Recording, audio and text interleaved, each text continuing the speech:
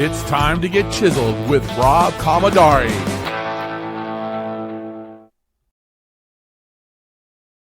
Hello, everybody, and welcome back to Chiseled. And why do we call it Chiseled? Because we're all work in progress. I'm your host. I'm Rob Commodari. I'm also the author of the book Better Than You Think and co-author of 2 books, Next Level Your Life and The Network Effect. But today, I have our guest, Matt Birk.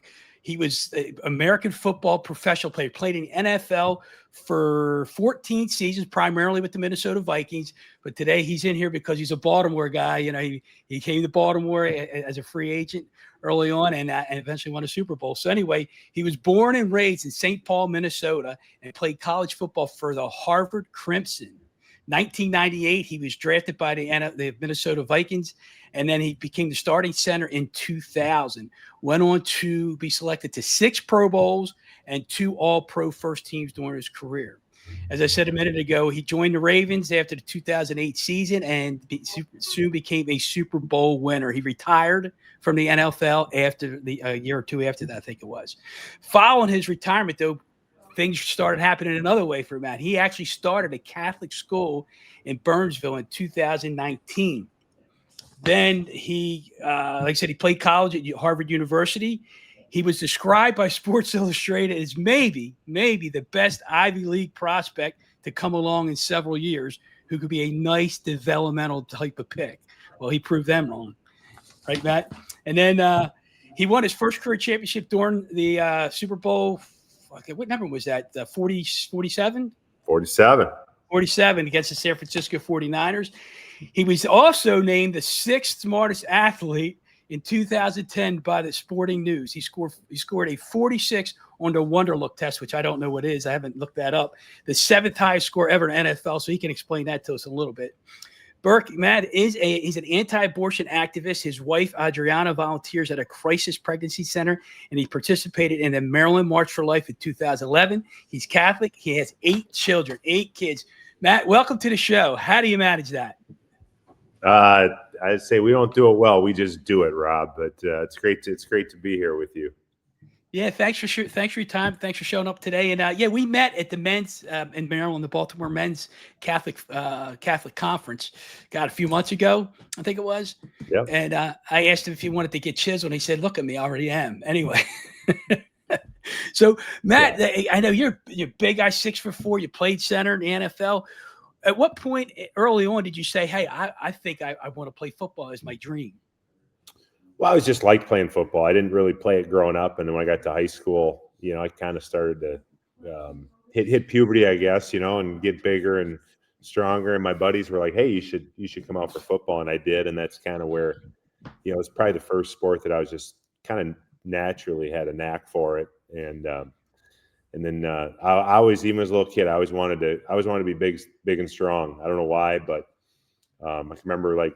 I was 10 or 11 years old. My parents got me a set of dumbbells for my birthday because that's what I wanted. And so, I was like, "Hey, I like this football thing. How do I get good at it?" And they were like, "Well, just lift weights and eat a lot." And I'm like, those are 2 things I actually want to do. That's not really like work for me. And so, just played in high school, never really had college aspirations. And then there was an opportunity there. So played in college, and at the end of that, there was an opportunity to play in the NFL or to try to play in the NFL, and I was just like, "Yeah, what the heck?" And 15 years later, I was retiring from the NFL. So it's kind of like I'd like to say it was some well thought out path or plan that I had, but it wasn't. It just kind of happened. Was Harvard your choice, or were there a couple colleges you could have went to? You said, "I want to go to Harvard," or were there other options on the table? I mean, a couple others, but no big time colleges. It was basically Ivy League and service academies, and so just kind of made the decision that, I really, really wanted to go to West Point. Just at the end, I just felt like Harvard was probably a better fit for me. Now, while at Harvard, at what point did you think the NFL might become a reality? It was not until about halfway through my senior season, and I got up to 300 pounds, which was kind of a magic number for linemen. And one day I was in the locker room, and one of the coaches said, "Hey, there's an NFL scout here watching film on you." And so I went in and I met him, and I just kind of asked him if he thought that there was a chance that I could actually play in the NFL. And he said, "Yeah, I think you got a chance." And so kind of from that point on, I said, hey, I'm going to just kind of mentally just go all in on this NFL thing and see if just take it as far as I can, just because I felt like I wanted to do that, and then that I owed it to myself. And then it just, it just kind of worked out, Rob. I mean, I don't know what to say. I just got drafted by my hometown team. They didn't need me to play right away, so I got to sit back and learn from some of the best, some Hall of Famers and Pro Bowlers on what it meant to be a professional football player. And that was really helpful to be able to see what it looked like on and off the field. And when I got my chance, just made the most of it. And played a long time here in Minnesota, and it was great. But when the Ravens came to me and I met John Harbaugh, I just thought, man, I gotta play for this guy. Not only could I see that he was a great football coach, but he's a great man. And on my visit, we talked football for a little bit, and then we were talking about faith and family. And I just thought, this guy's going to get the most out of me in every way. And so my wife and I decided to, quote, take a chance, and spent 4 great years in Baltimore, and it ended with a Super Bowl. So it couldn't end it any better. Was that Super Bowl the pinnacle of your career? Oh, yeah, no doubt. I mean, for 50 years, I'd chased that. And for that to be your last game, that's a storybook ending.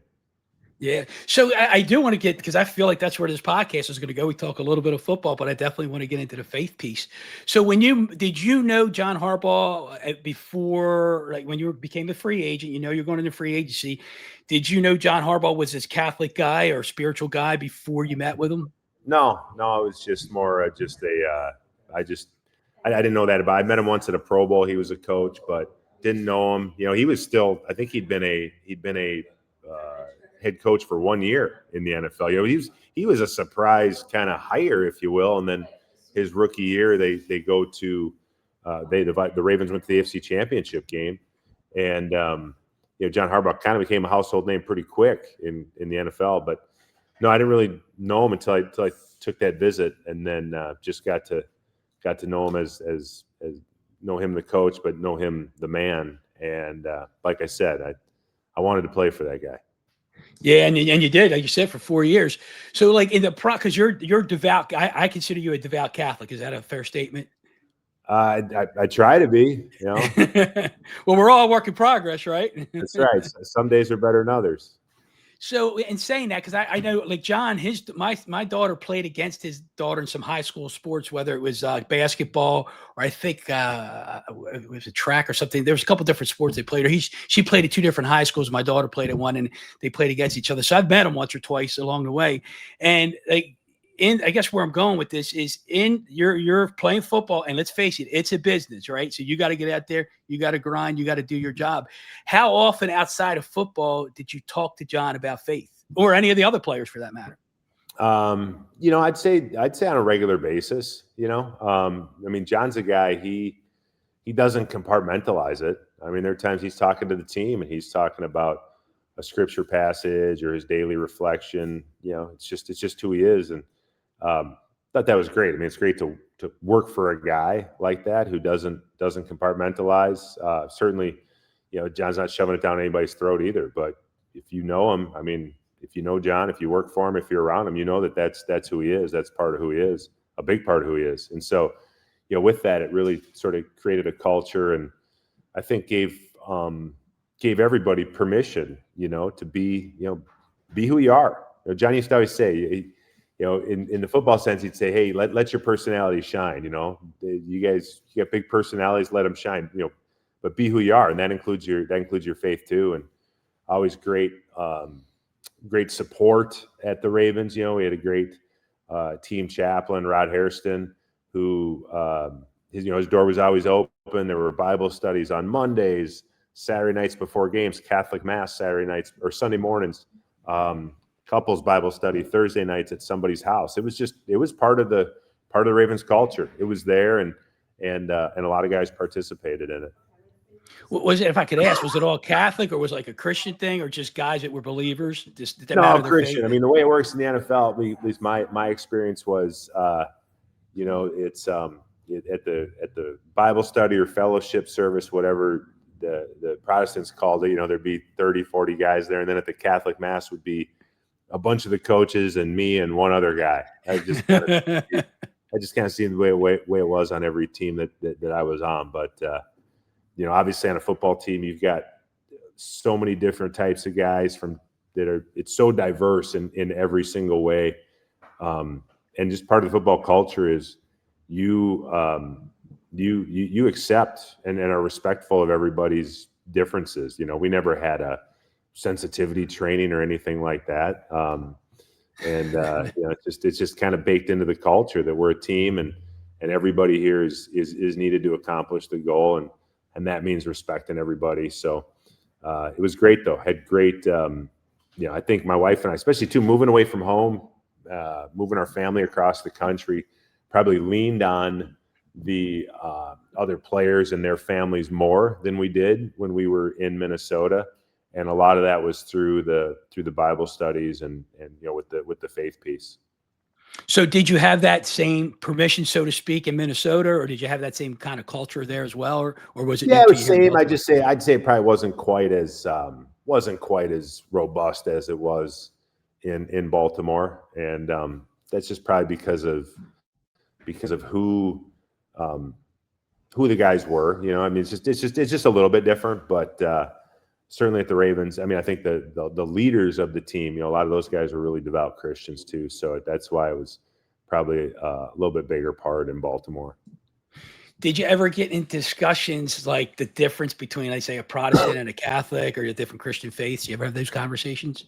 Not really. Not in Baltimore. Early on in my faith walk, I'd kind of fallen away from my faith early on in my career, and then when we had our first child, I sort of had an awakening. Like, all right, I got to kind of figure this out. I got to get a little more bit serious about some things, and that's when I kind of came back to. Well, I wanted to just be intentional about being a Christian and going to the Bible studies with the Vikings. I kind of thought, well, I say I'm Catholic. I don't know what all these other denominations were or anything like that, but I was like, I don't really even know what it means to be Catholic. And even though I went to Catholic school, I just sort of never questioned anything. I don't know if I was properly catechized or not, but so it was kind of like back when I was 26 years old, I really started to dive in and try to really learn what it meant to be Catholic and whether or not I was going to be a practicing Catholic. And that's when I kind of really learned the beauty and the depth and the breadth of our church, and kind of reverted back to the faith, if you will, and really fell in love with it then when I was an adult. Do you think, you said you fell away from, early in your career, you fell away from your faith a little bit. Do you think that had to do with like being in the NFL, being around these guys? And let's face it, it's all, I guess the stereotype is big guys, athletic, money, women. Was that part of it? Is that how it kind of fall Well, away Rob, from it? I don't know how many women are chasing offensive linemen in the NFL, but yeah, no, I think I got caught up in the ways of the world and got more focused on worldly success. Got sort of lured by that, and that became my focus. They say where your heart is, that's where your treasure is. I was going after that treasure, and so when I went to college, it was like, hey, I went to mass every Sunday growing up. I thought, geez Louise, I'm 18 years old. I'm at Harvard. I'm playing football. I know everything, right? I've already been to church. I already know that stuff. And so, just a little bit of immaturity and pride. Pride's the ultimate killer. But yeah, it was just, I got caught up in the ways of the world, and it took a good woman and the birth of our first child to, I think, kind of slap me upside the head and say, hey, you gotta figure some things out. What was that first thing that hit you as far as figuring it out? You know what? I think it was, as elementary as this sounds, but the Catholic Church, it was the first church. Every Christian was Catholic until 1512 or 1517, whatever it was. I didn't know that. Again, there's all these other denominations, but where I grew up in St. Paul, Minnesota in the 80s, and I don't know, I just thought everybody in the world was Catholic. I mean, it's just the way it was. It was a very Catholic neighborhood, very Catholic city, really, back then. And so, as yet to learn about really about the history about the Catholic Church, it was pretty astonishing and quite frankly, really, really convincing as to it's like, well, where am I going to go to church? I mean, Catholic Church makes a pretty good case if you learn enough about it, right? Yeah. If you know if you know the facts, yeah. Yeah, so there's a part where, like, I guess you were born and you were like, I don't want to say had to be Catholic, you brought up Catholic, but then you got slapped in the face, like you said, between your wife and having your first baby. I guess then it becomes more intentional. Oh, I mean, way more intentional. I mean, I was, cradle Catholics were given the gift of the Catholic faith as children, but like a lot of times, right, as kids, when you're given a gift, you don't really appreciate it, and so I think it's just something I always took for granted. Now, I will say this: I did know growing up. I had just always felt that God was with me, because I knew who God was. I knew what He did for me, and I knew what He expected of me. I was taught by nuns, so that was drilled into me. That part of it, I had a good, healthy fear of God. But I had that. I mean, I always had that with me. So, I was always. When I quote came back to the faith, I was very open to it. I'd been exposed to some of the basic truths before, and those seeds were planted in me at an early age. I guess it just kind of took a while for them to blossom fully. Were they falling on the hard ground first before they fell on the fertile ground? Yeah. Some of the weeds choked them out too. Yeah. So that was the third. I think it's the third one, right? You got the ground, then you have the ground with a little dirt, then you have the weed. You have the good dirt with the weeds, and then you have the good dirt, right? So right. I find myself in 3 or 4 every now and then, right? Yes, exactly. You know what I'm talking about, right? Yeah. 100%. Yeah. So did you ever get the roller across the knuckles with the nuns? No, I never got that, but I mean, those nuns, I mean, they weren't big, but they knew how to. I mean, they had tempers. They knew how to control a room. I mean, back then, shoot, there was 30, 35 kids in a class, one nun, there's no helpers, no nothing. They could maintain order, and all of us knew how to do math too. I mean, they were unbelievable at their job. Yeah, I went through Catholic grade school, high school. We had the nuns, they had the clicker, they had the roller, had all that stuff. I think I'm a few years older than you, but I remember those days very well, very well. So if I ask you a question, like the question, hey, is Matt Birk on fire for the Lord right now? How would you answer that? Well, I'd say absolutely. I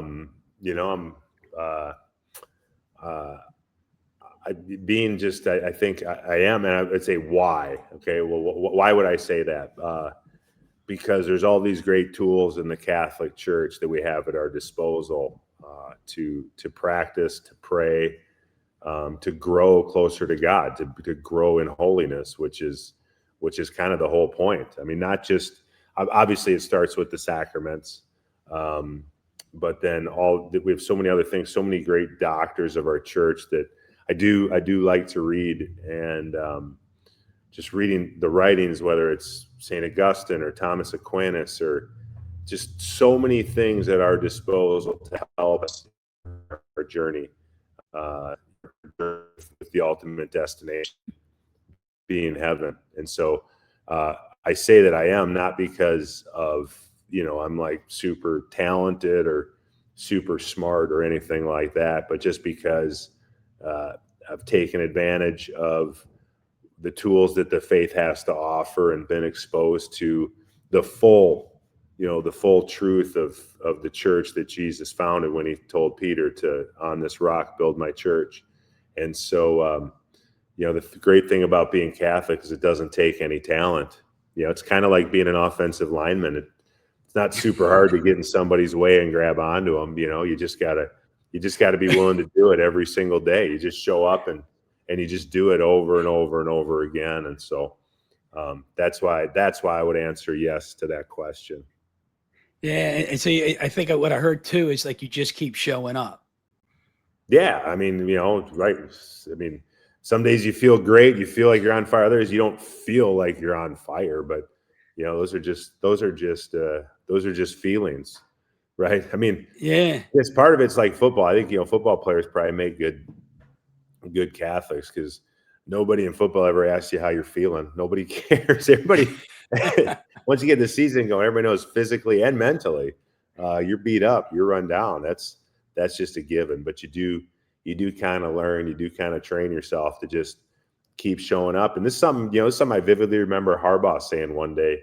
It was middle of the season, and we're going. It's a Wednesday, which are hard days, hard practice days. You go and you just beat the heck out of your teammates for the 1 millionth time that season, and nobody really wants it at that point, but you gotta do it, and you're looking at what we got to do for practice, and you're kind of like, man, how am I going to do this? And John said, hey guys, you can always do more than you think you can do. Yeah. And he was right, because there's a lot of days in the NFL you're like, how am I going to get through today? I can't even walk, my shoulder hurts, my back hurts, my neck hurts, and you go out there and you get moving around, you start going, and next thing you know, practice is over. And you're like, hey, I did it, and there's a lot of, it's football truth, but there's a lot of spiritual truth there too. Well, I was going to ask you that. How does football and spirituality, how do they overlap or mix with each other? Yeah, I mean, I think for what I just said about just keep showing up, about grinding, but the other thing too is football really is a game of suffering. I mean, it really is. It's at the end of the day, 99 times out of 100, the team that's more physical is the team that wins, and being physical hurts. It just does. Football hurts. There's no, even if we'd win a game 50-0, I wake up Monday morning still really, really sore. There's no easy games, even though you might blow a team out. It's going to hurt. And so I think to be good at football, or to last in football, you have to embrace that suffering. And that's what we're called to do as Christians, to understand that suffering it's an inevitable part of life, and it's a tool God uses, if you will, to draw us closer to him. I mean, I look at the times in my life when I've been closest is when it's been the most intense periods of suffering, when it's real clear, I can't fix this. I really can't do anything about it. And at the end, you're just, all you can do is just get on your knees and pray and just ask for the strength to get through it. And, it's that kind of total abandonment. That's what God wants. He wants us to totally trust him. And so this earthly suffering that we're all going to go through, it's only temporary. It's only temporary, and embracing it is the way. What Jesus say? If you want to disciple, carry your cross and follow me. And that's so countercultural. Countercultural. I mean, what our culture says right now is like it's all about comfort and overconsumption and all these things. Like, really avoid suffering, and that's the opposite of how we're supposed to think as Catholics. Yeah, we're going to take a quick break back, and I want to get back to this suffering piece. I have some questions on that. So hang tight, everybody. We'll be right back. Chiseled is presented by the Commodari Group of eXp Realty, led by your host, Rob Commodari. Are you planning to buy or sell? We know the process can feel stressful and frustrating. That's why Rob and his team focus on providing a personal touch and the best service and guidance during your transaction. The Commodari Group are top-tier professionals who deliver spectacular customer service. They provide expert advice on accurately pricing your home and making the entire process smooth and seamless. They simply get it done. Here's the connection to Chiseled. Many of the amazing guests you hear on this podcast are part of Rob's extended referral network. While the Commodari Group serves the Baltimore area, Rob can connect you with superb representatives across North America. Clients rely on this network because Rob actually cares about you and your family, treating your experience as if it was his own. Don't settle for less than the best. If you need a trustworthy and knowledgeable agent locally or across North America, Rob is the guy to call. Contact the Commodari Group of eXp Realty today. call 410-817-7050 or email Rob directly, rob@talktorob.com.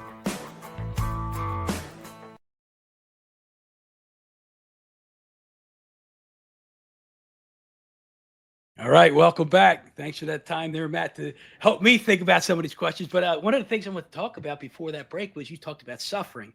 And I think of the word passion, and passion comes from the word suffering. Like, I always think of the movie The Passion of Christ when I think of the suffering piece, right? And the amount of suffering that he went through that we see on, you've seen the movie, right? I'm assuming you saw the movie. Yeah. So the amount of suffering that we saw that he went through, and I know that's Hollywood, but it might have been worse than what we really saw from what I understand. What does that do to you when you see that movie and you see him suffer like that? What goes through your mind? What goes through your heart? I mean, it's hard. It's hard to watch. And, I even have, I pray the rosary and doing the sorrowful mysteries. It's kind of a somber thing for me. I mean, it's to go through the scourging of the pillar and the crowning with thorns and the carrying of the cross. The crucifixion. Obviously, it's sad. It's still gets me, if you will, which is good. But it's funny. You bring up the word passion, and you're right. It does mean suffering. A lot of times in football, we use that language, he plays with great passion. And we think it's like there's an excitement and enthusiasm. And I've given this talk to a lot of football teams because hardly anybody knows that passion does actually mean suffering. So you guys play with great passion? Yeah. And it's like, you sure? Yeah. That means that you suffer. And it's like, whoa, wait a second. But yeah, you're right. Then that's, again, I'll go back to the beauty of the faith and to be able to have the rosary at our disposal, right? And to meditate on those mysteries, but particularly the sorrowful mysteries. It's just it's a reminder. I'll go back to, I said, coming out of school, I knew who made me and I knew what he did for me. And when you understand that he suffered the most painful and humiliating death that the Son of God could, it's incredible and it's sad, but then it also reminds you that I can sort of somewhat grasp what, God's love for me. Not all the way, because I've got a pea-sized brain and so do you, Rob. We're just human beings, but it just kind of like you can sort of start at some level understand that's like, whoa, it's awesome. And that's love. It's love too. Love is not a Hallmark movie or happily ever after. I mean, to love someone is, that means that you're willing to suffer with them and for them. And no better example of that than what Christ did on the cross. Yeah, and thank you for sharing that because you just made me think of something else. You used the word love, and you said nobody suffered more than Christ did at the time. And I'm like, when I think of this whole Chisel podcast, I think of the chisel. Well, something has to hit the chisel, right, for it to make its mark on you, on me, or the marble. And when I think about it, it's that hammer. It's that hammer, and that hammer's God's love.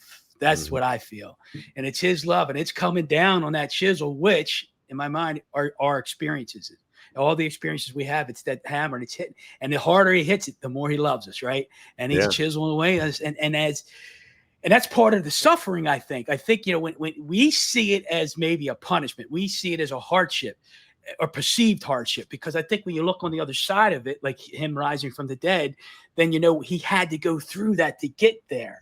And I just see, in my opinion, is that hammer, we have to embrace and welcome that hammer, welcome that hit on the chisel. It's for our own good. The goal here is to grow in holiness, to grow in virtue, to be more like Christ, be able to, or try to love like He did. That's not easy. So, it's going to be painful, quote, painful, and pain comes in many forms. But yeah, we do have to understand that it's for ultimately our own good to become more like Christ. Yeah, and you talked about meditate. You said meditate on the mysteries of the Rosary. So when you say meditate, you're thinking about, you're putting yourself in that, I guess, in his shoes or there at the time when he's going through that. So that's the meditation on that. Have you ever, or let me ask you, I'll go backtrack a little bit. So when you do that, how do you feel? Like you put yourself there in the moment. How does it make Matt feel? Yeah, well, listen, I mean, you say put yourself in the moment. I mean, you can do that. I mean, God's outside of space and time. Yeah, It's like when we go to mass, when we're not reenacting the Last Supper. We're there. yeah, We're there participating in the sacrifice. It's our time. Humans, we think of time as linear. That's not how not how God sees it. yeah, And so you meditate. Yeah, when you put yourself there, yeah, it's powerful. It's emotional. And when I used to just pray the rosary, right? Just get down, memorize it, and make sure you're counting the beads right. But I would, if anybody out there maybe say, "Oh, the rosary is not my thing. It doesn't do anything for me." Yeah, I would highly recommend finding meditations to go along with the rosaries. And I have a couple different ones, but that you read along with it, and it's gives you scripture and that goes along with the mysteries. And it just, for me, it took the rosary to a whole other level. I mean, it went from like this thing that we just do, kind of a check the boxes, say the 53 Hail Marys, and you're like, no, like I'm actually like spiritually, it's like it's kind of metaphysical. Like you do leave this, and then you just start to develop a greater understanding for the passion of Christ and for his stories. And there's spiritual fruits to each mystery. And I always pray, that's always top of mind, whatever mystery I'm on, is that I'm praying that I can have the grace to grow in that spiritual fruit as well. yeah. It's interesting because as a kid, I said the rosary, but I just said it like you said, to check off a box. Which are 5 hour, 6 hour fathers, or 7, really, when you think about it. 53 Hail Marys, and and you're done, right? I did it. And you rip them off as fast as you can so you get done as fast as you can, right? But it wasn't until recently that I started going online, and I'm looking, I learned about the mysteries, in school and whatnot. But recently I've been, I've read what the mysteries are. And while I'm saying the rosary, I'm trying to be in that moment. How would I feel? What would I feel if I was in his shoes, or if I was an apostle watching it all happen? How would I feel? And I think you're right. I think it does take you to another level. Yeah, it's powerful, and that's the point. It's not. To know the faith, it's not just to intellectually know it. I mean, that's great. If you're a scholar, theology major, and you can list all the tribes of Israel, and I mean that's fantastic. I'm not saying it's wrong, but ultimately the faith is something to be experienced in the heart and in the soul. It's not just the mind part as well. And if you do say the rosary along with some sort of meditation or guide, I think it becomes, for me, I'll just speak from my personal experience, it's become that for me. It's become an experience, and not just a ritual, if you will. Yeah. So the other side of meditation, I was going to ask you about, have you ever experienced contemplative prayer? Oh yeah. Yeah, absolutely. Yeah. So it's quiet. It's just quiet, right? Yeah. I mean, I'll just speak my personal experience, but I don't know, this was 7, 8, 9 years ago. The parish that we go to, they've had perpetual adoration for, I think, like 28 years now.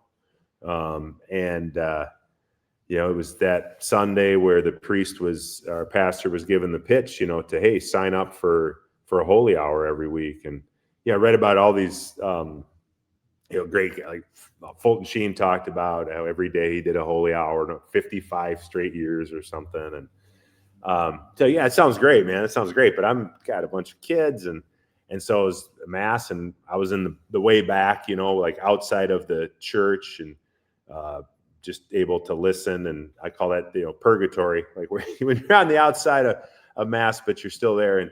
And he was given the pitch, and he said, if you can't spend an hour a week with Jesus, maybe your priorities aren't in the right spot. And I was like, Yeah. well, he's got a point. And of course, the table to sign up was right there in the atrium. So I just went over there, and I was like, all right. And I'm an early riser, so I took 4 a.m. and on Mondays, and started doing a holy hour every week at 4 a.m. on Mondays. And it's it's not an understatement to say that it changed my life. Of course, went in there the first time, had no idea kind of what I was going to do. And that was a long hour. That's a long hour, but you start to get used to the silence. Then you really start to embrace it and long for the silence. And just building that into my weekly practices. Can't oversell what a holy hour has done for me. And if anybody's listening and you're thinking about it, I would encourage it. Yeah, where would they start for that? I'm sorry, where would they what? Where would they start if they wanted to start beginning or practicing that holy hour? Oh yeah, well, shoot, I'm sure there's tons of parishes have adoration, whether it's certain hours or perpetual, meaning 24/7, 365. Yeah. You don't even need to you don't need to make an appointment. If the adoration chapel's open, it's open to anybody. And maybe just start with a half hour. And this is what I tell people, because a lot of people are curious about it. And so what do you at first I would go in there, I'd have books and I had my rosary and I had all this stuff that I was going to get done, that I was going to do during holy hour. And that was helpful at the beginning. But then I kind of just realized, maybe I just need to go there and just sit with Jesus. And it's not about me, maybe I just sit there. Maybe God just wants to look at me for a while. Right. And this is something I'd say too, Rob. I think becoming a parent, a father, it does give you a little bit of insight, again, just on a human level, which we're 0.0000001% of what God is. But being the father, an earthly father of kids here, it does give you a little bit of insight into what his love must be for us, because he's our Father in heaven, we're his children. And to be the father of his children here on earth, sometimes, I just want to be with my kids. Yeah. I don't need them to perform. I don't need them to, obviously they don't have to do anything. I just want to be with them. I just want to look at them sometimes. I just want to sit with them. And so, sometimes you don't even have to you don't have to prepare to go to adoration. You just go, just show up, just show up and see what happens. And, just accept, sometimes you just sit there. And I think sometimes too, for men, we just have a really hard time receiving things, accepting free things, like, because we're judged by this world on what we can do and what we can accomplish. And, we don't have to do anything to earn God's love. He already loves us more than we can possibly understand. And so you can just go to adoration and sit there and just receive whatever graces that he wants to give you. Yeah, because I think we try to sit there and quiet. You got I got to take the kids to school. I got to pick them up from school. I got to do this errand and I got to do that errand. And you got to come back to that center, right? But then that's okay. It doesn't mean, it's not like bad. It's not like God saying, geez, Louise, why can't you pay attention? I'll tell you what happens to me a lot is not at 4 a.m., but sometimes if I go in the afternoon, I'll swing in for a little bit, like picking my kids up at school. I'm early, or I'll swing in there and try to steal a few minutes with the king. I fall asleep. I just fall asleep. And I don't fall asleep anywhere. Like, I don't nap. But so one, that means like, that must mean I'm really relaxed. I'm really comfortable, which I think is a good thing. But I also, I thought, geez, that's so disrespectful. That's so this and that. It's like, wait a second. Peter fell asleep, right? 3 times. Peter couldn't stay up for an hour, So I'm Peter. And that also helped me appreciate too, because so many times when you read you're going through the gospel and I'm thinking, man, Peter's an idiot. Like, how could Peter do that? How could Peter do that? And then I'm like, wait a second, I'm Peter. Uh-huh. Yeah. Yeah, because I remember, like, I'd take my kids to school, and I go right across the street to church, and I go in there. I took Thomas Keating's book, Open Mind, Open Heart. I don't know if you're familiar with it. Yeah. I took the book in, I took a journal in, I read a little bit, I journal, and then I go for like 40 minutes of quiet. And sometimes I like all of a sudden, where was I for the last 20, 30 minutes? Right. And whether I was asleep or not, I don't know. You don't know where you are. Yeah. Right. And then I just find, like you used the word fruits earlier. I just find like these aware, I'd be more aware of things later on, or things would come to me quicker or more clearly. And I think that's part of the fruits of the meditation. I do too. Yeah. I mean, listen, there's so much, Fulton Sheen writes about this like 80 years ago, how loud life was. I'm like, man, 80 years ago compared to today. But if Fulton Sheen was writing about it, I mean, gosh, it was, then we're like, we're 100x that. It's really a problem today. And I do feel like there's just, there's more of a, just an inner peace, especially when you're done with adoration and just having spent that time, you get the afterglow. Things are calm. Most of the voices in my head have subsided, and you kind of get to recenter or refocus yourself. I mean, it's like not taking a break from the world, like those old Calgon commercials where they say, Calgon, take a bubble bath. I mean, literally, I feel like when I step into the Adoration Chapel, I feel like I'm not on this earth anymore. And that's a good thing. Have you ever had any like profound moments, like you weren't expecting, and boom, something happens? You're like, that's you talking to me. People have asked me that before. Like, have you ever heard God talk to you? And no. But I still not that profound, like Saul blinded by the light, knock you down kind of moments. But I do feel like I have received graces and the fruits that we talk about. You mentioned a word earlier I want to bring up, and I know when I talk to Baptist friends or non-denominational friends, they might argue with me. You mentioned the word purgatory, right? Yeah. So how, like, because I know obviously you believe in it now, because I was going to ask the question, you believe when you die, you either go to heaven or you go to hell. And my opinion is most people end up in purgatory.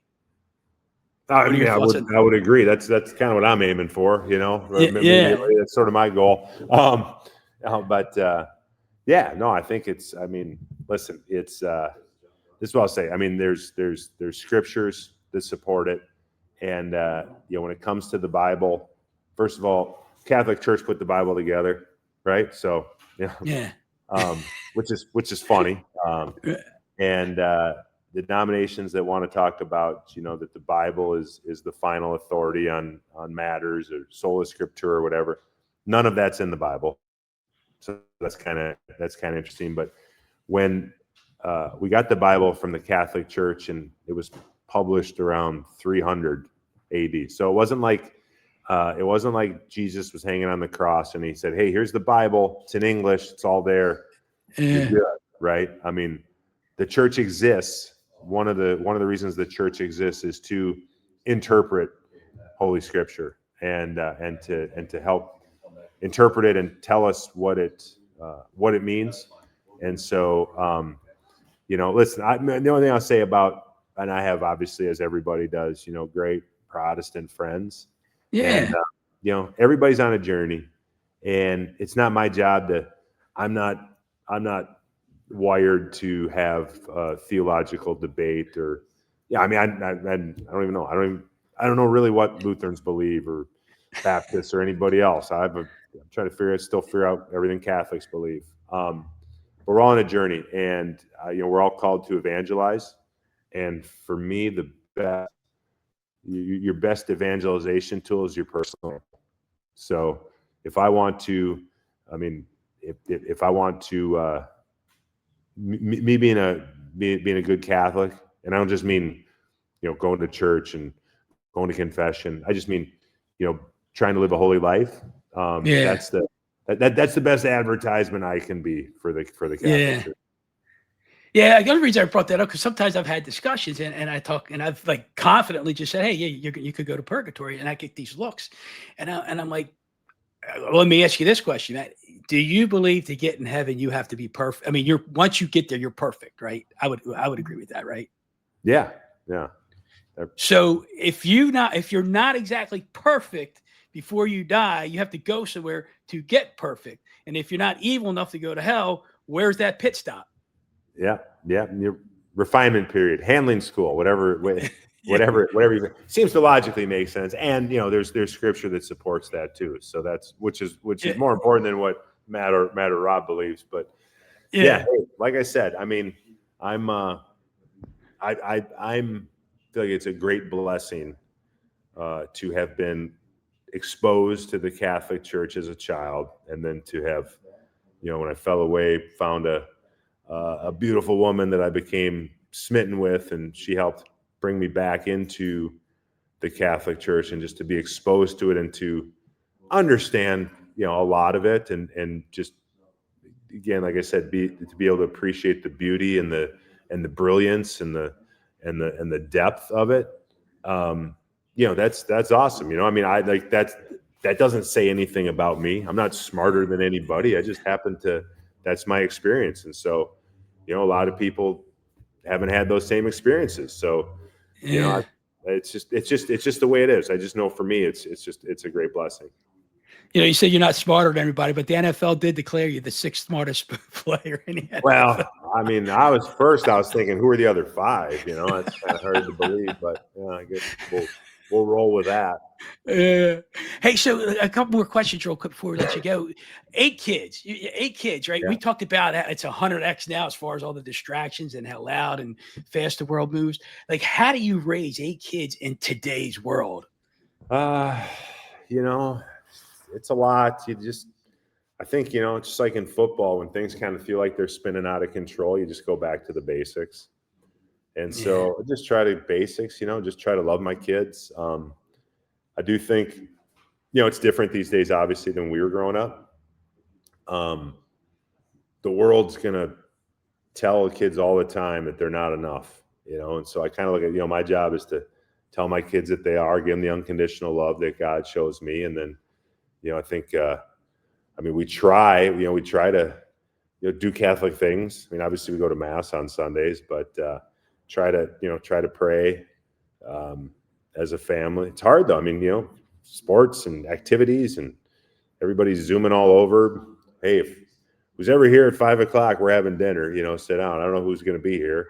I don't know who's not going to be here.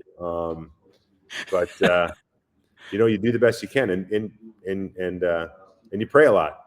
You pray a lot for them, hoping that what you're doing is enough, and that, God and that the guardian angel will watch over them. That's a big one. We always, every morning when I drop them off at school, we say the guardian angel prayer. And you just try to do the best you can. Yeah, I'm on to 7, and it was like whoever's there shows up. There were times when I got there and no dinner was left, and I was like, "Where's dinner?" I'll never forget my father saying one time. He said, "First come, first serve," and I was like, "Wow!" I was out playing baseball. I came home from practice, and it was in the summertime, 7:30, 8 o'clock, and all I saw was empty pots and pans and plates. I'm like, "Where's mine?" Yeah, and you survived. You didn't starve to death. It's amazing. No, I made it. So, hey, so I got something pulling at me right now, and I'm like, it's controversial, but I'm like, I'm Catholic and I'm a believer, and I'm like, you openly profess you're anti-abortion. So I'm not making this a political conversation, but what do you believe about that? What do you believe about abortion? Because I have my thoughts. I mean, I'm pro-life.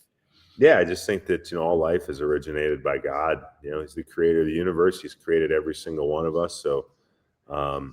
You look at whether it's that issue or 100 other issues, man gets in trouble when they try to play God, when we try to think that we know better than him. And so, at the end of the day, it's a lot bigger than just that. I hate to call it an issue, but it's an issue.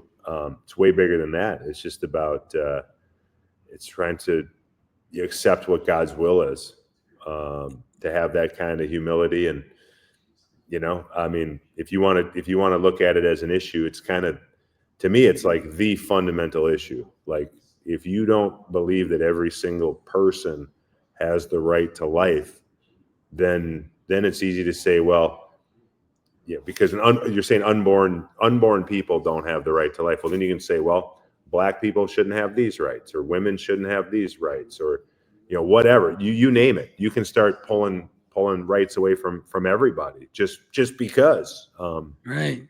because you feel that. But there's a great opportunity there with the world that we live in, and that we can show love and compassion, and ultimately try to live and love like Jesus did with this. It's not just about legislation, like let's make abortion illegal because it's bad. Okay, yeah, Right. but that's not that Christ-like. Like what are we doing? What are we all doing for women or families in need who are in tough spots, who don't know where to turn, who don't have financial resources? I mean, we just, you can't have an abortion. That's, are we giving money? Are we volunteering? Are we walking alongside these people? That's what God wants us to do. He said, God, when did I see you hungry or thirsty or naked? Right? I mean, so it's that's the opportunity that we have as Catholics. It's we got to go way higher, way better than a political issue. There's an opportunity here for us, and I think we have to embrace it. And the Catholics and the Catholic Church have done a really good job of that. But of course, I look at myself, and you can always do more. Yeah. So speaking of politics, so I saw you dabble a little bit in it. Are you see that in your future? More politics in your future? No, I really don't. It was kind of something that, I mean, it just kind of happened. It became a thing, and I ran for lieutenant governor of Minnesota. But I'm not super. Politics doesn't really excite me. It's and I'm probably less engaged I'm a lot less engaged than most people think I am, because I did run. They think I must just like live, eat, and breathe this stuff. I really don't. I heard a great homily years ago about it was about the virgins and the oil and the lamp, and the priest is Father Joe Krupp from Flint, Michigan. He said politicians, they want your oil. Don't give them your oil. You remember some virgins put oil in their lamps and wanted to take, like, politics needs to have its right place. Yeah, we're called to as Catholics to vote and be involved in the civic process and all those things, but man, like it definitely should not be anywhere close as important to our faith. Yeah. Well, thank you for sharing that. But last question before I let you go here, Matt. Where in the future of Matt Birk do you see God chiseling you? Well, there's still a lot of work to be left. I think for me, and I don't know if this is unique or not. I have a feeling it's not, but it feels like in my confession and examination of conscience, all those things that pride's the killer. I'm almost 50, and I just can't get over myself, and I'm gonna keep working at it.